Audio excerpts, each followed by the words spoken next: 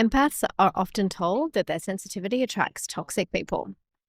All kinds of nefarious characters get drawn to the energy of the empath.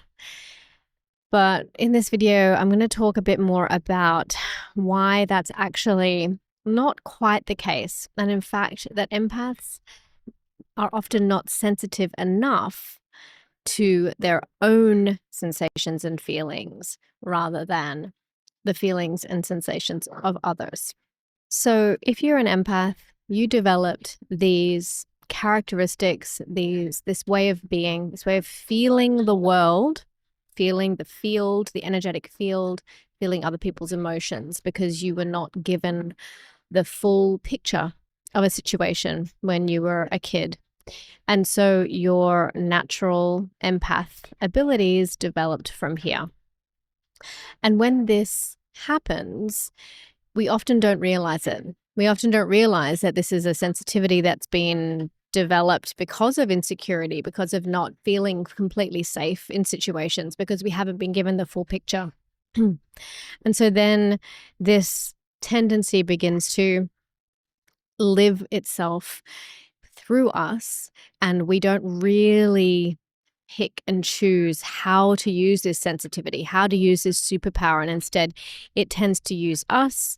We become drained. We have all of those awful experiences as an empath where we just cannot do people for days on end, and it becomes more of a liability than an asset. So your body is a sophisticatedly attuned asset that works perfectly when it comes to discerning what is for you and what is not for you. However, if you are not aware of this beautiful superpower of yours, you're going to tend to distrust it. And in fact, you will override it. And so an example of this override tendency is when you meet someone for the first time and then suddenly they just trauma dump all over you without any invitation, without any explanation, but they just come at you. And now this can happen because your field, your body, and your deep feeling emotional body in particular is really, really attuned to creating safety for others, which is why you might be the person that people come to for advice and for space holding.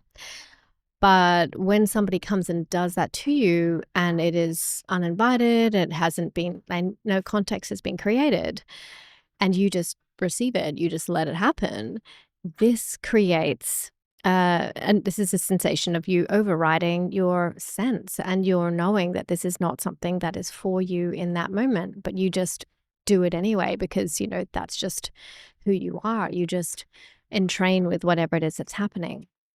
But in that moment, you will have felt a flooding of some kind of sensation in your system, some kind of no, some kind of stomach clench, something signaling to you that this is not right. And I implore you to listen to this. And the key thing to remember here is that when it comes to toxic people, and when I say toxic people, I don't mean that people are toxic, but it's a shortened version of people who behave in toxic manners. But toxic people target empaths who really distrust their sensitivity, not those who feel too much. But it's the distrust and it's the overriding of that sensitivity that really tends to draw in the toxic people. So allow for yourself to, instead of overriding, listening to that no within your system is going to help to really flip this tendency for toxic people to be drawn to the empath field and actually allow for a repulsion of these people. Now, really importantly, this requires practice, but I want you to start to trust your body's no, or your body and your broader energy field no, before your mind starts to rationalize it. So when you are sensing that this is feeling like a no, this is feeling like an invasion, I'm shutting down, I'm clenching internally, instead of waiting for that usual rationalization of the mind to come in and say, oh, they don't know what they're doing, or they're not meaning to be overstepping my boundaries or overstepping the mark with me. Instead of that, I want you to really allow for a natural no to arise within you. And when you let this visceral no emerge, you are going to turn on that really powerful repulsion to people who have not that great intentions for you and for your interactions.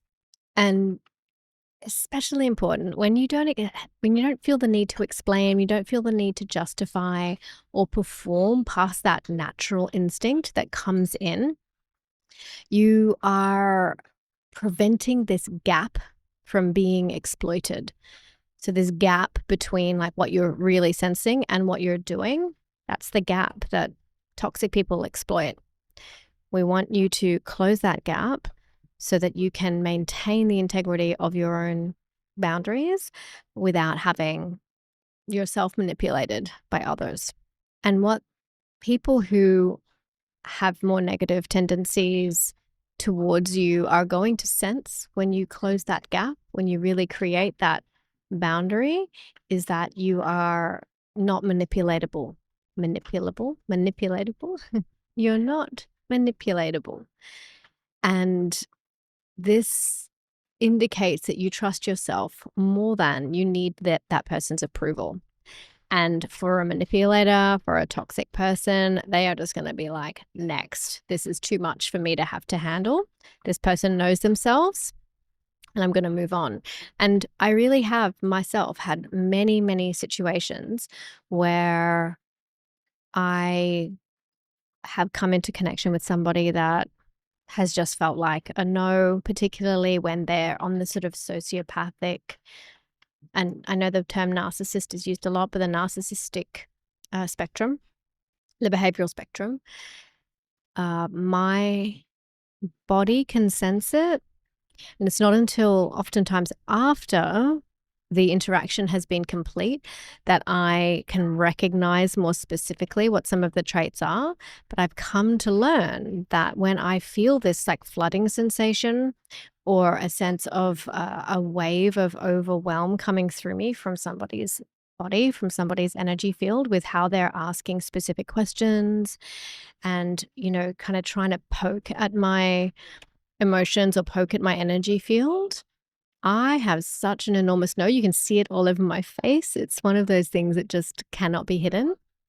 And so often, and really more often than not, people will just exit out of my field, exit out of my world when I really honor that no. And I will just withdraw myself from a situation. It doesn't need to be massively confrontational. It's just exit stage left, and you can allow for a different interaction to take place. But really honor that gap when you have that visceral no. And the beautiful paradox is that this particular trait also attracts lovely soul-aligned people, because soul-aligned people are actually attracted to your boundaries. You feel so safe to them. You feel so grounded and earthed because you know yourself, you know your yeses, you know your nos, you know that they know that you're not going to be moving through this world with hidden agendas or hidden resentments that are building up about that person, about them, or about anybody else. And you are just a clear channel for someone to interact with. And they really do recognize themselves in you. You become an energetic match for these soul-aligned people.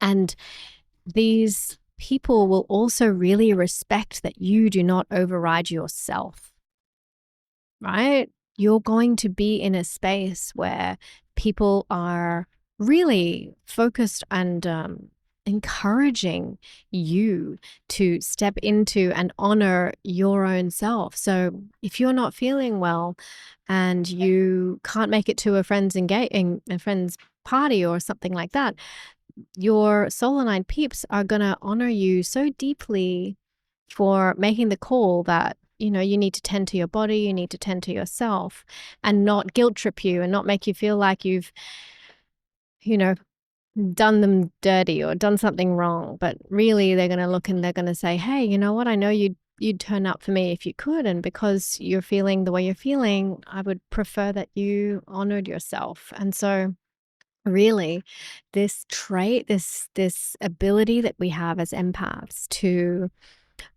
attune to the feeling sensations in our body and either honor them or override them, hope preferably honor them, is something that is going to put you in such good stead when you can use it properly, because your soul aligned people are going to love you for it, and you're going to feel so good in their presence. They're going to feel so good in your presence. And the people that you don't really want hanging around you are going to sense that lack of a gap and that lack of overriding your sensitivity. And they're going to exit from your field pretty rapidly when you can honor it, and when you know that what you're here for is the superpower that you are, the superpower empath capacity that you have, and not the drowning in everybody's sensations and feelings and then overriding your own true emotions and sensations and feelings. I really hope this has helped you. If you would like more tips and tricks on how to move through this world as a highly sensitive or energetically empathic human, I have many other videos on this channel for you. There's also a link in the description below to tune into yourself and tune out the world. It's a guided audio that's super powerful. It's very highly rated on Insight Timer. Go and grab that. And I would love if you would like and subscribe if you feel called. Sending you so much love. Bye.